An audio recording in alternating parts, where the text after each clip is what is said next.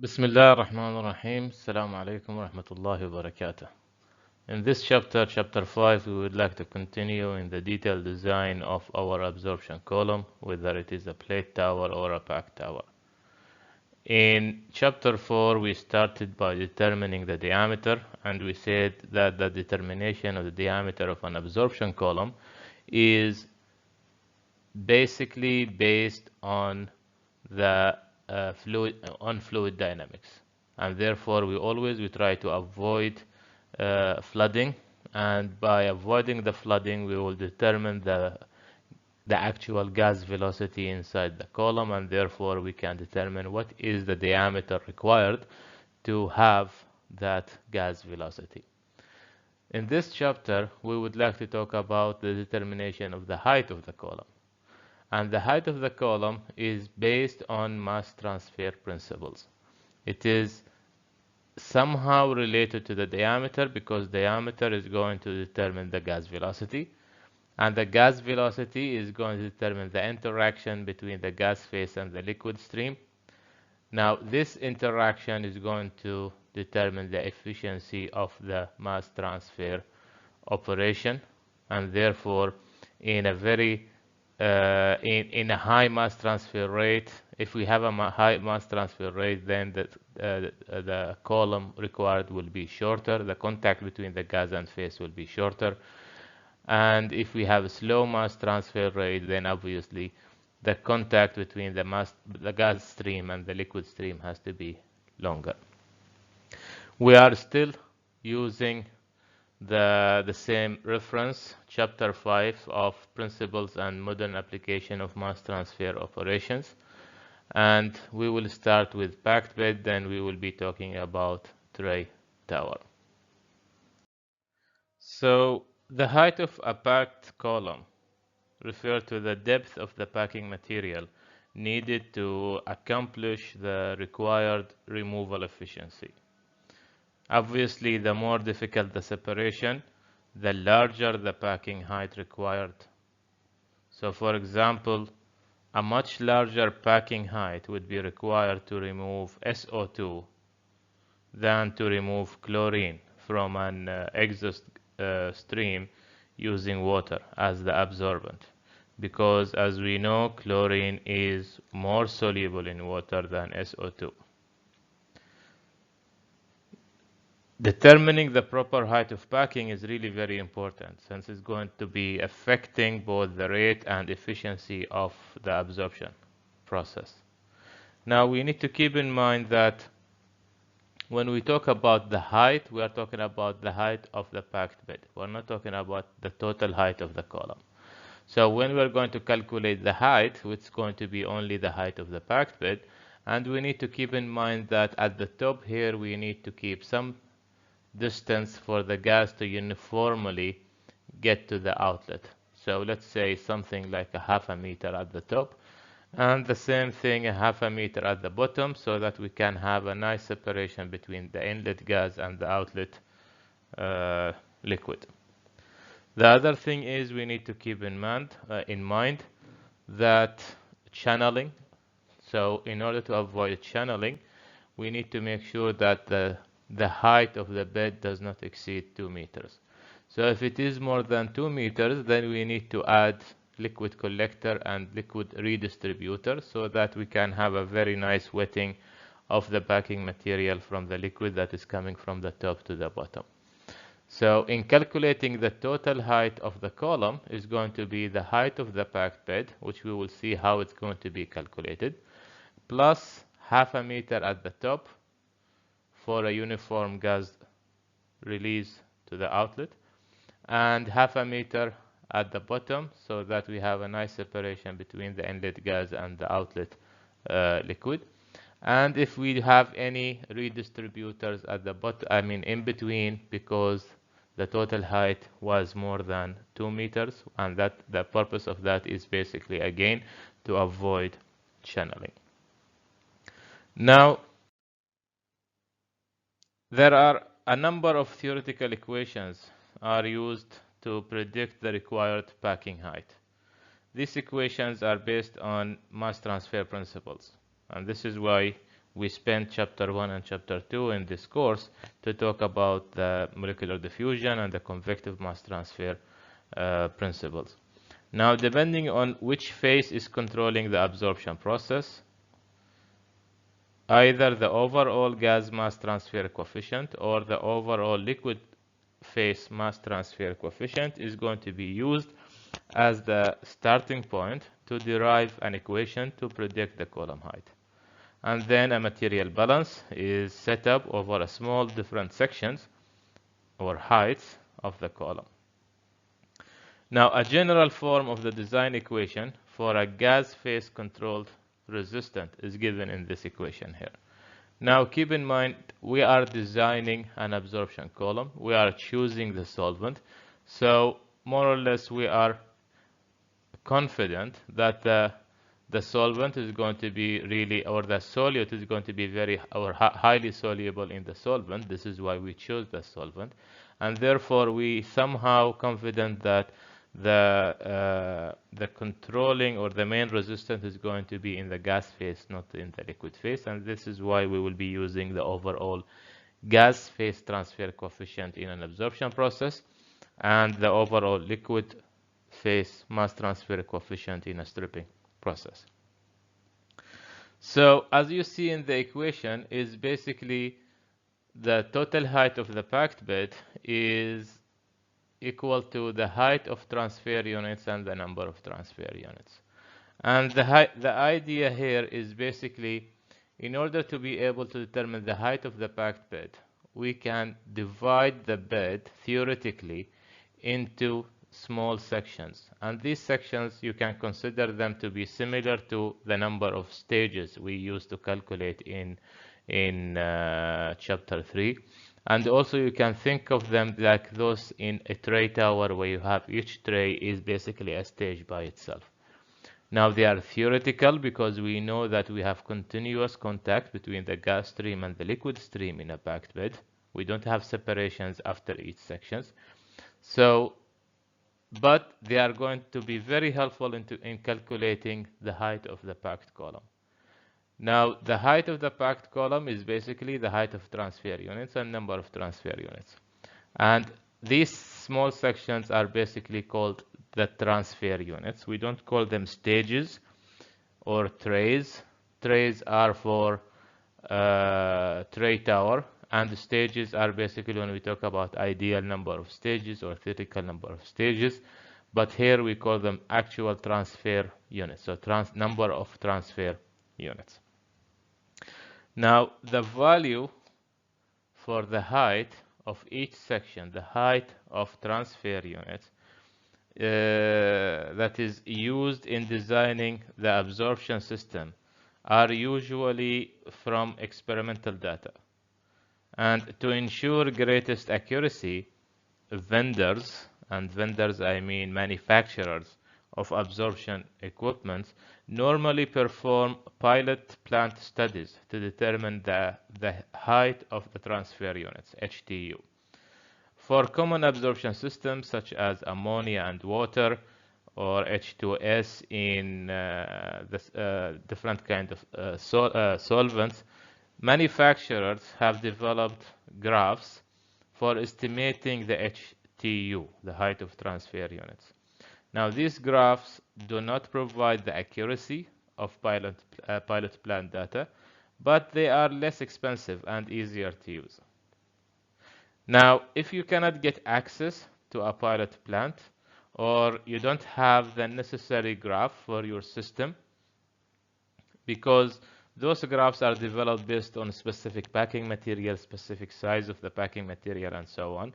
So if you don't have the necessary graph for your specific system, then you can use this equation here to calculate the height of a transfer unit. The height of transfer unit is calculated by GMI over KYAH, where GMI is basically the gas phase molar velocity, and I have to emphasize here its molar velocity, which can be calculated by the gas molar flow rate divided by the column cross-sectional area. In chapter 4, we already know the diameter of the column, so it is so the cross-section area will be pi over 4 diameter of the column square. And the gas molar flow rate, we already know it from our mass balance calculation. And capital KYAH is basically the overall gas phase volumetric mass transfer coefficient. And in here I call it volumetric mass transfer coefficient because we are using the AH, which is the hydraulic specific surface area. We already know how we calculate capital KY, the overall mass transfer coefficient, by knowing KX, small kx and small ky, and the Henry's constant. And in the beginning of chapter 4, we learned how basically we use the correlations for specific packing material to calculate the small ky and the small kl. Keep in mind, in those correlations, we were calculating kl, small kl, not small kx. So we have to use the tables that we saw in chapter 3 to convert that value of kl into kx. Now, the number of transfer units, NTOG, NTOG, can be obtained experimentally again, or it can be calculated from using different methods. For the case where we have the solute concentration is low, which is basically a dilute solution, and this is basically a common situation in the oil and gas process, and the equilibrium line is basically a straight line, then this equation can be used to determine the number of transfer units based on the gas phase resistance. Now, as you see here, it's this equation here is more or less very similar to the Kremser equation, except that in Kremser equation, if you remember, there was ln 1 minus 1 over A. So the number of transfer unit is basically can be calculated using this equation. Now, if you look at this system here, you will see that if you remember, A is the absorption factor, which is L over mv, and again, absorption factor is basically relating to the gap between the operating line and the equilibrium line. So the larger the gap, the higher the value of A, and therefore there will be less number of stages required, less number of transfer units. Now we are talking about less number of transfer units required to achieve the target purity of the gas stream. Now, the opposite is true. The smaller the value of A, the absorption factor, then the smaller the gap between the operating line and the operating line, and therefore it's going to be larger number of transfer units required to achieve the target. In a case where we have really very soluble solute in the solvent, so we have Henry's constant is very close to 0, and if we are starting with a solvent that is basically pure, then we will have A is approaching 0, so this is 1 over 1, 1 minus 1. A is M is approaching 0, so A will be infinity value, and therefore 1 over infinity will be almost equal to 0, and therefore the number of transfer unit can be approximated equal to ln y1 over y2. x2 equal to 0, this is gone, so number of transfer unit will be equal to ln y1 over y2. And this is obviously only for the case where we have a very soluble solute in the solvent, and this is usually takes place when you have a reaction involved in the system. So once you calculate the number of transfer units, straightforward using the mass balance, and the height of transfer unit, again straightforward. You calculate the gas phase gas molar velocity and the overall gas phase volumetric mass transfer coefficient, then you can calculate the height of the packed bed. Height of the packed bed will be equal to the height of transfer units multiplied by the number of transfer units. Now remember, this is the height of the packed bed. You need to consider the top section, which is half a meter, bottom section half a meter, and if the height of the packed bed is more than 2 meters, then you have to divide it into multi-beds, and you need to include something like 30 centimeters or half a meter for liquid collector and liquid redistributor. And that is going to give you the overall height of the column. It's the same thing if you have a stripping section, stripping column, but in this case again, we are talking about we will be using the overall liquid phase mass transfer coefficient, and again, because in the stripping process we know that the resistance is going to be in the liquid phase, not in the gas phase, so the total height will be the height of transfer units multiplied by the number of transfer units, but we call them overall height of a liquid phase transfer unit, and the number of liquid phase transfer units, because the resistance is there, and the height of the liquid phase transfer unit will be the molar velocity of the liquid phase. So it's liquid molar flow rate divided by the column cross-section area, and capital KXAH is the overall liquid phase volumetric mass transfer coefficient. And in terms of number of transfer units, we will be using because this is the target is basically to reduce the composition of the liquid phase from X2 to X1 using this solvent at this equilibrium constant. And capital A, again, it is the same, which is the slope of the operating line over the slope of the equilibrium line. This is basically to remind you of converting small kl into kx. Small kl, that is used using the correlations which we learned in the beginning of chapter 4, to small kx using XPM, and then we can go ahead and calculate the overall mass transfer coefficient. So we are still talking about the determination of the absorption tower, and this time let's start talking about a plate tower or a tray tower. And in a tray tower, the concept is more simple. However, the correlations used in calculating the height is a little bit more complicated. So in terms of concept, if you remember when we were starting chapter 3 and determining the number of stages required to achieve a certain level of purity or recovery, we had a major assumption assuming that the exit stream from each stage is going to be at equilibrium. And we know this assumption is not valid. We know that we can never reach equilibrium. Or actually we need an infinite time to reach equilibrium. So in this case, what you need to do is basically we need to see how far we are away from equilibrium, and this way we will be able to see the efficiency of each tray. The closer to equilibrium, the higher the efficiency of the tray. And basically in general, the efficiency is basically, this is what shows. We have y local in minus yn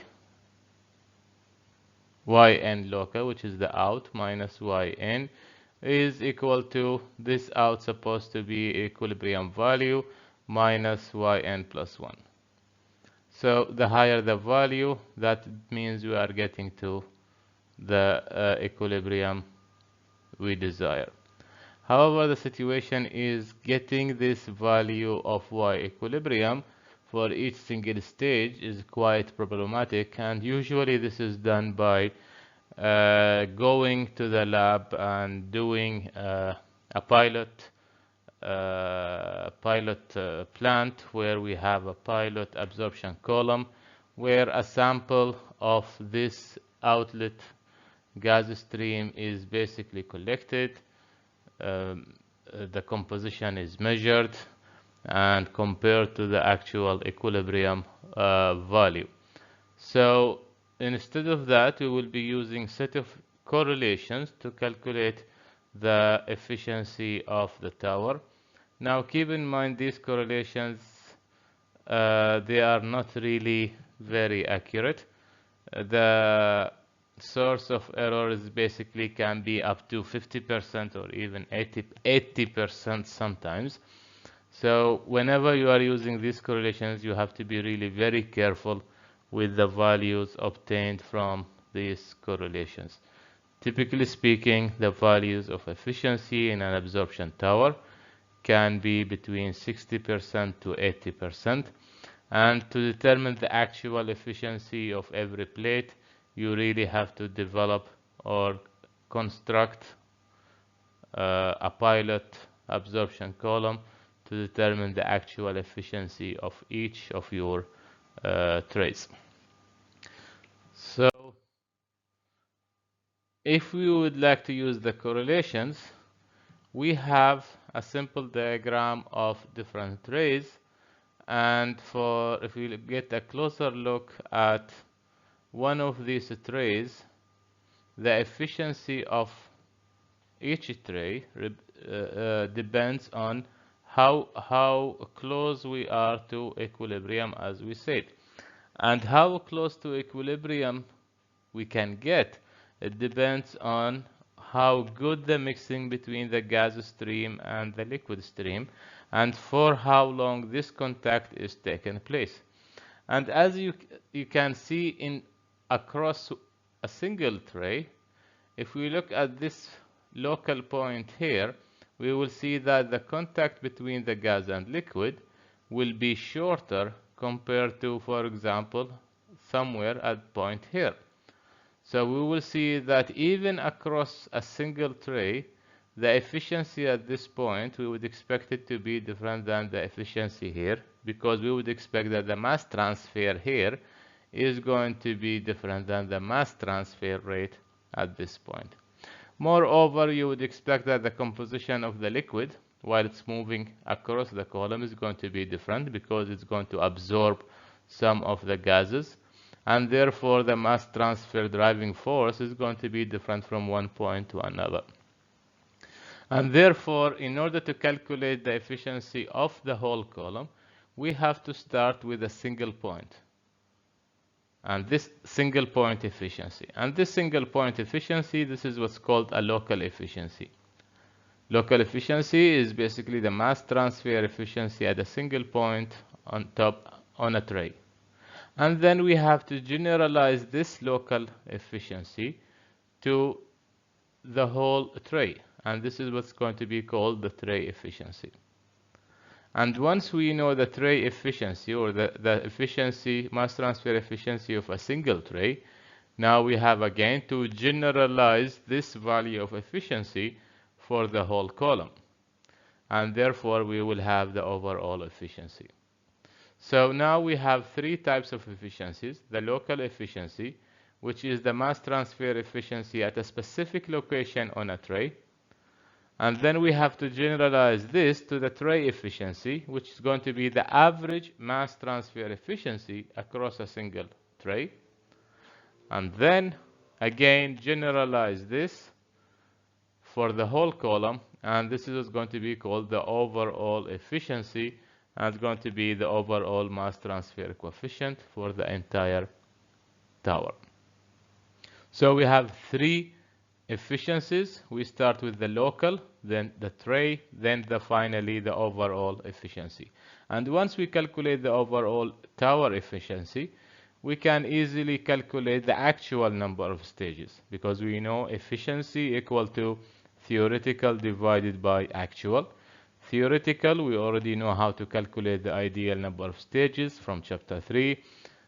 If we know the efficiency from here, we can easily calculate the actual number of stages required to achieve a certain level of purity. So let's start with the local, or calculating the local efficiency. And, and the local efficiency can be easily calculated using this simple correlation. And you can see how simple it is. It requires basically all your knowledge that you gained in this course. As you can see in here, it's basically the local efficiency is basically a function of Reynolds-Freud number, which can be calculated using density of the gas, V naught, which is, if you remember, the velocity of the gas stream through the holes, HL, calculated while calculating the pressure drop, viscosity of the gas, and phi E, which was basically, if you remember, capacity factor used to determine the diameter of the tray. Then we have again HL, which we know what it is, D naught, the hole diameter on a sieve tray, AH over AA. AH is the total area of all the holes, and AA is the active area. And in here we have M, which is Henry's constant. We have Cg and Cl, concentration of the gas stream, concentration of the liquid stream at that specific point. So in general, concentration values can be calculated using density over molecular weight. So density of the gas over density of the liquid. Because the system is diluted system, and we can assume that the change in concentration and the change in concentration of the gas phase, concentration of the liquid phase will be very small, and therefore we can neglect it. So we can calculate the concentration of the gas and the concentration of the liquid stream at the bottom of the column, and that's going to be enough for every single tray. Then we have dG and dL. dG is basically the diffusivity coefficient of the solute through the gas phase, and dL is the diffusivity coefficient of the solute through the liquid phase. And again, we have phi E, capacity factor, AH over AA. So all of these parameters were already calculated or determined during the calculation or determination of the diameter, which we did in chapter 4. So if you have already all of these in Excel format, in an Excel worksheet, you can easily now combine all of these parameters and calculate the local efficiency. Now, once we calculated the local efficiency, as I said, we need to generalize this value of efficiency for a tray, for a single tray. So we need to calculate the average efficiency across a single tray. And in here, we will have three different scenarios. The first scenario is basically we have both the gas streams and the liquid streams, they are perfectly mixed, and therefore the composition of the liquid stream is the same everywhere. The composition of the gas stream is the same everywhere. The second scenario is vapor stream is well mixed, however, the liquid stream is not. And the third scenario is basically neither vapor nor liquid streams, they are well mixed systems. So both vapor and liquid are partially mixed. They are not well mixed system, both of them. So the first scenario is both of them, they are well mixed. Second scenario, only vapor is well mixed. And the third scenario is neither of them is well mixed. So let's see when we can see these scenarios.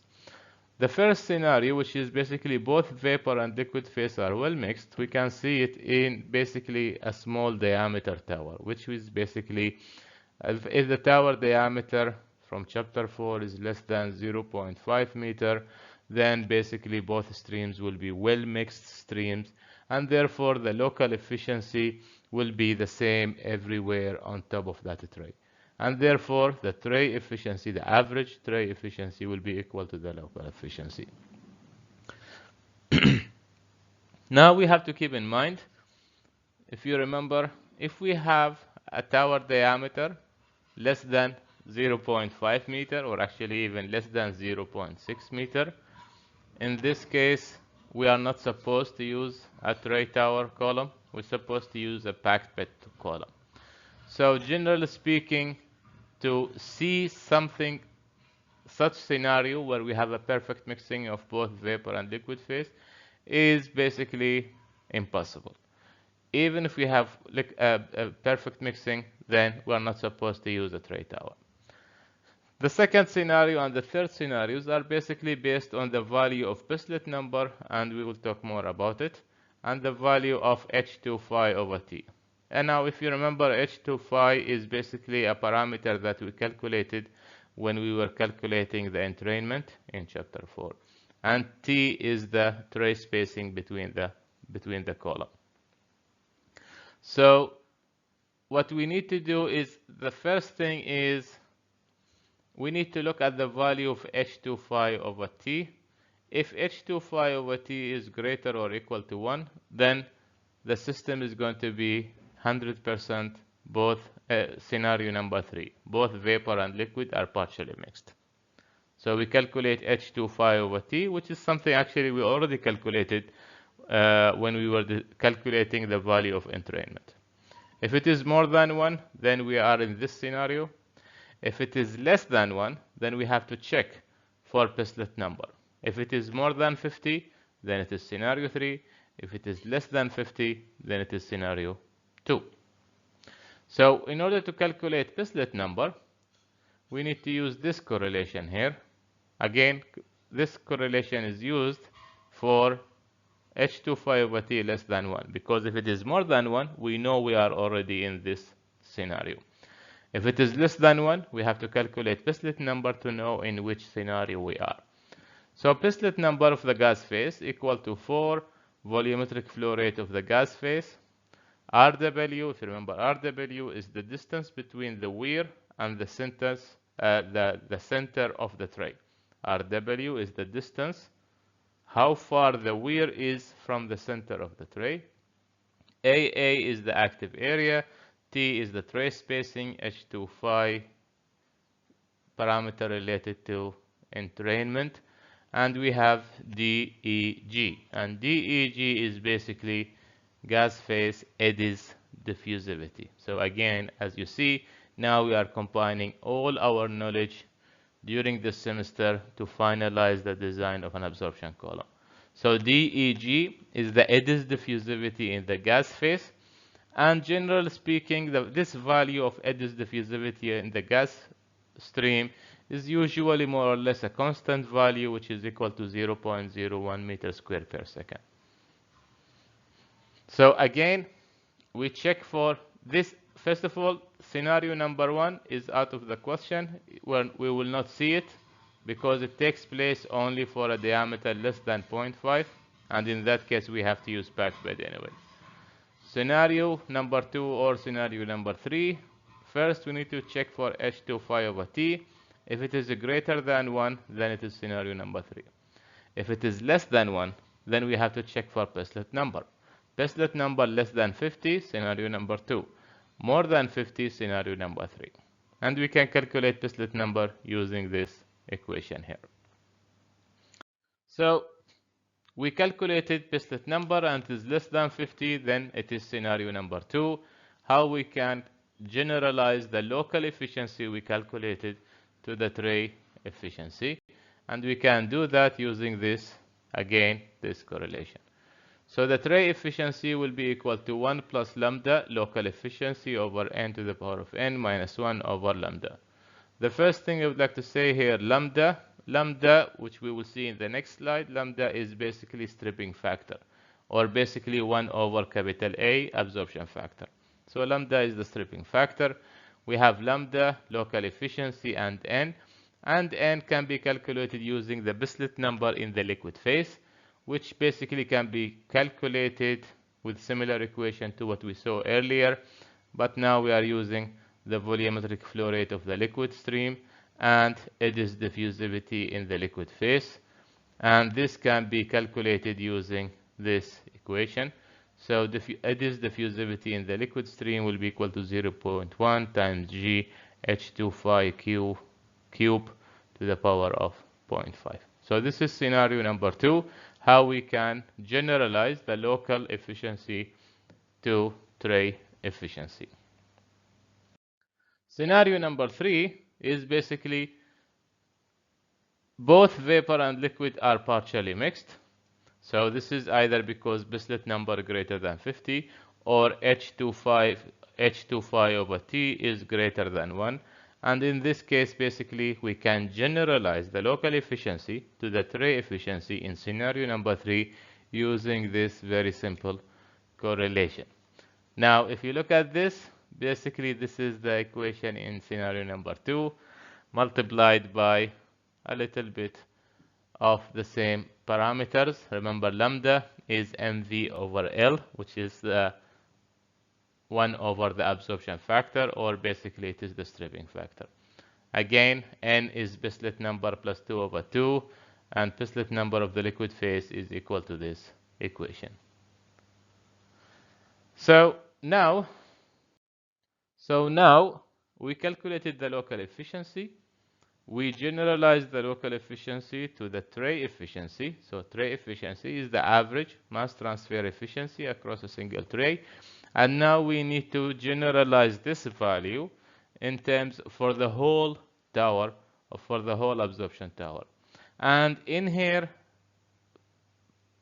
plus or that, in addition to considering the average efficiency of every tray, but also we need to consider the effect of entrainment.